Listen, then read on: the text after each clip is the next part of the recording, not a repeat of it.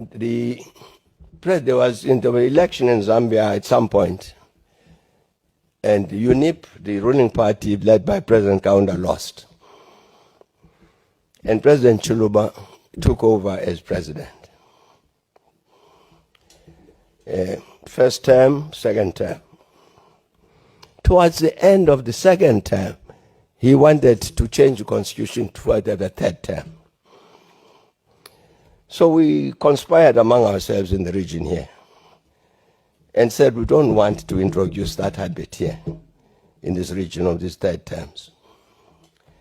So we got to stop President Chiluba. Agreed. Now, whom are we going to ask? When a former president speaks in riddles, it is not because he does not know the answer. It is because the answer is so dangerous. He cannot say it plainly. Thabo Mbeki just opened his mouth about Zimbabwe, and what came out was not a speech. It was not a statement. It was not a press release. It was a warning wrapped in history, delivered in code. And if you know how to listen, it should send chills down your spine. Thabo Mbeki, former president of South Africa, one of the most intellectually sophisticated political minds this continent has ever produced. A man who reads history the way most people read newspapers. A man who chooses every single word with surgical precision. When Mbeki speaks about Zimbabwe, South Africa listens. The region listens. Africa listens. Because he has been here before. He was the quiet architect of South African diplomacy with Harare for years. He understands that country's politics from the inside out. And right now, Zimbabwe is doing something that Mbeki clearly cannot stay silent about. Even if silence would be safer, let us start with what is happening in Zimbabwe. Because without understanding the fire, you cannot understand why Mbeki reached for water. Zimbabwe's government is pushing through what is called the Constitutional Amendment Bill number 3. Now that name sounds dry, bureaucratic, like something that belongs in a government gazette that nobody reads. But do not let the name fool you, because what this bill is doing is rewriting the rules of power in Zimbabwe, changing the constitutional architecture that was built after years of negotiation, crisis, and compromise, altering the very foundations that were supposed to protect Zimbabweans from the concentration of power in the hands of one man, one party, one structure. Critics, lawyers, opposition figures, civil society groups are not calling this a reform. They are calling it unconstitutional. They are saying this bill does not fix Zimbabwe's constitution. It dismantles it quietly, legally on the surface. But fundamentally, a power grab dressed in parliamentary language. And that is when Thabo Mbeki decided to speak. But here is where it gets fascinating. He did not hold a press conference. He did not write an op-ed with a bold headline. He did not tweet a thread laying out his position point by point. He spoke in riddles. He invoked history. He referenced precedents. He told stories from other places, other times, other governments that had done what Zimbabwe appears to be doing now. He drew parallels without naming them directly. He raised questions without providing the answers. He painted a picture and then stepped back, leaving his audience to finish the painting themselves. Why? Because Thabo Mbeki is too experienced not to know exactly what he is doing. A man of his background does not accidentally speak in metaphors. He speaks that way intentionally, deliberately, strategically. When a former head of state uses riddles to describe a constitutional crisis in a neighboring country, he is walking a very precise line. He is saying enough to be understood by those paying attention. while maintaining just enough distance not to be accused of direct interference in another sovereign nation's affairs. He is ringing the alarm without pulling the cord.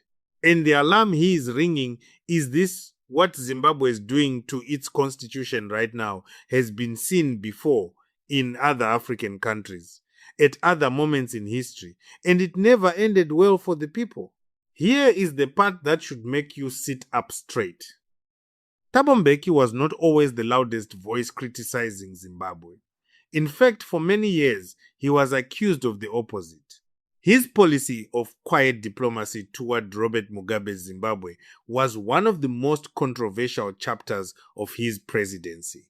Critics said he was too soft, too protective, too unwilling to call out what was happening in Harare, even when the evidence was overwhelming.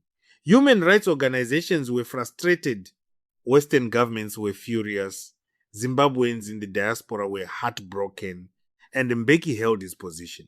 Quiet diplomacy, engagement over confrontation, dialogue over isolation. So when a man who once defended Zimbabwe's political space with that kind of fierce diplomatic restraint now looks at what Harare is doing and reaches for the language of riddles and historical warnings, that is not a small thing. That is Thabo Mbeki in his own careful and calculated way, saying something he has never quite said before, that this time even he cannot stay quiet. And if that does not tell you something serious is happening in Zimbabwe, nothing will. South Africans and regional observers are reading this moment very carefully. In academic circles, legal communities, and political analysis spaces across Southern Africa, Mbeki's words are being dissected line by line. People are going back to his exact phrasing, his specific historical references, his chosen analogies, trying to map precisely what he was saying underneath what he was saying. Because that is how Mbeki communicates when the stakes are highest, not in headlines, in layers. And what those layers are revealing to those listening closely is deeply uncomfortable. If Constitutional Amendment Bill Number 3 passes in its current form, Zimbabwe's democratic safeguards could be fundamentally weakened. The checks and balances that prevent any one person or party from accumulating unchecked power could be quietly, legally, procedurally removed. And once a constitution is amended in that direction, history shows that it is almost never amended back. For South Africa, the implications are not abstract. Zimbabwe's instability has always had consequences for its southern neighbor migration, regional economics, SADC's credibility as a democratic governance body, South Africa's own standing as the region's anchor democracy. If Zimbabwe slides further, South Africa feels it. And Mbeki knows that better than almost anyone alive. South Africans on social media are divided, as they often are on Zimbabwe. Some are saying Mbeki should have spoken more plainly, that riddles do not stop unconstitutional bills from passing, that Harare does not respond to metaphors, that what Zimbabwe needs right now is not coded language from a former statesman, but clear, loud regional condemnation. Others are saying Mbeki is playing a longer game, that his words are targeted not at Zimbabwe's government, which will not be moved by criticism, but at the regional bodies, the international community, and the Zimbabwean civil society that needs to know respected African voices are watching and concerned. That sometimes the most powerful statement is the one that forces others to complete the sentence. Constitutional Amendment Bill number 3 is still moving through Zimbabwe's political system. Mbeki has spoken in his way, with his words, in his language of careful, layered, historically informed concern, But riddles, no matter how brilliantly constructed, do not vote. They do not block bills.